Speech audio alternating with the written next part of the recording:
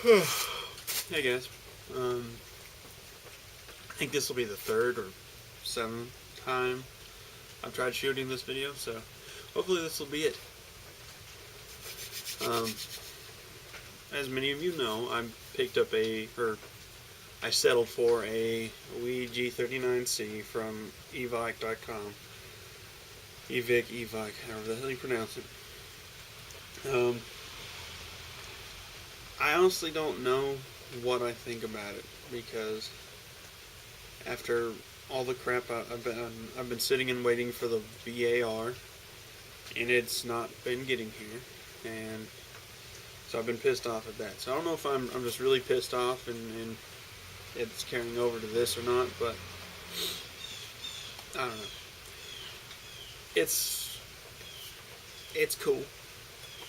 I personally feel it's a gimmick gun. I mean, it's solid. I like it. It's like the SL8 I had. The Ares SL8 I had was nice and solid. So is this.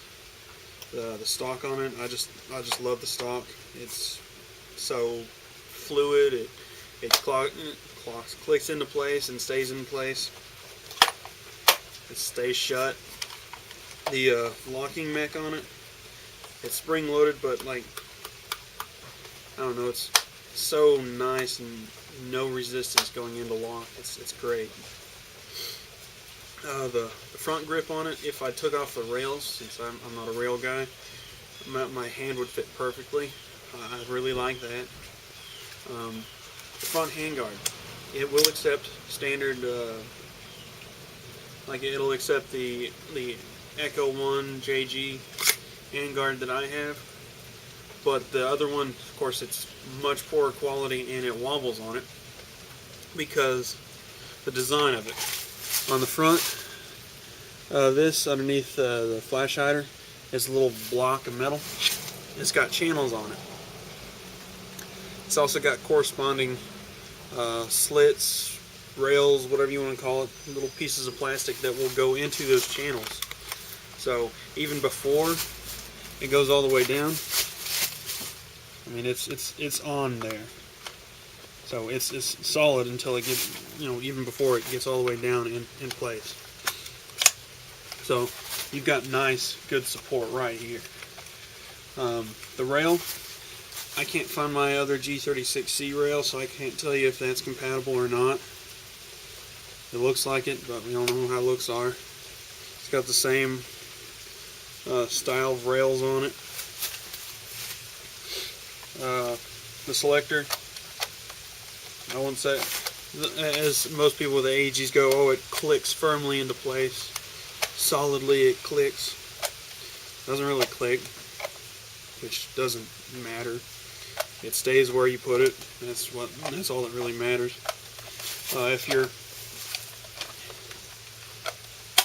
If you don't have any, if your hammer's not cocked, it won't go into safety, so you can't safety your non-firing weapon. Cock it, and it'll go right into place. Something that I noticed while playing with it, I don't know if it'll do it for me, but the full auto system on it, the way the trigger mech works, it's really interesting, honestly, because of course the bolt cocks back the hammer and the hammer goes back. On semi-auto, it's just back. On full auto, there's this little beam that goes across on the selector switch itself that will go down. I can't remember how to. I can't wave my hand appropriately right now, but it'll go down and catch on the hammer, so that when you're holding down a trigger and the bolt goes back. Let's see if I can make it do it. Hear how it's a louder click, and say the semi. It's not a very good way of emoting it, but the little arm on it will catch and hold the hammer back. And when the bolt goes forward, it hits a little arm that pulls that retainer off of it, so that the hammer is released, allowing it to full auto fire, instead of, like, say, on a gas blowback pistol, where the hammer simply just presses on this little pin. Because I would believe it takes a whole lot more power to fire off on this than it does on a gas blowback piston. Cooldown. I mean, yesterday I was sweating, but then again, I absolutely love the cold. Right now it's like 40 degrees and raining, and here I am in a just polo. Cooldown, it happens. It does. Don't let anybody tell you differently, because it does. The magazines are encased in plastic. The only exposed part is up top. That's the only exposed metal part. The bottom of this thing does slide off, so you can take it apart all you want. It'll help make it warm up faster. I don't know. So they cool down and they stay cold. That's the gist of it. They stay cold, and there's no easy way of getting them to not, getting them to warm back up. Likewise, the bolt is covered in plastic. It is completely covered in plastic except up top and in the mag well, but there's going to be cold going all over it. The actual loading nozzle and all that jazz that's down there will start frosting over within 2 mag dumps. All yesterday I was having fits out of the thing because it would be firing very badly, shooting out liquid propane a lot, just really acting up and not performing very well at all.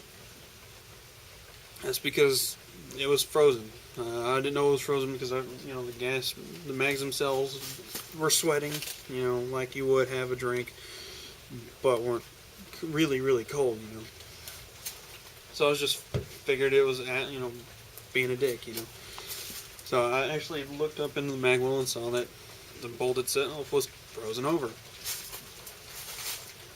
That will not only affect the performance of it, consistency of shots, which will go out the window considerably, but the hop up will just completely not work appropriately. It'll either hop up too much, hop up not enough, be perfect, but it'll just be going up and down the entire time. Also, feeding, which is I don't quite understand how feeding enters into it, but I noticed it a lot whenever I was doing 3-round bursts. It would be 2 3-round bursts in a row. There would be, say, 4 on the first one and 2 on the second one. So it's as if the last round of the first 3 rounds loaded up an extra BB, so it had an empty chamber at the second beginning. I don't know. I don't see how that happens, but it did. Although whenever the gun wasn't frozen, starting off fresh and new, letting it sit there and warm itself back up, it seemed alright. I mean, it seemed to have real nice distance. The groupings are fair, considering that it's a gas blowback with a whole lot of recoil. It does a good job. I like it in the sense that it is a nice, interesting gun that works, but overall I kind of don't, hitting the 10-minute mark. Let's start over.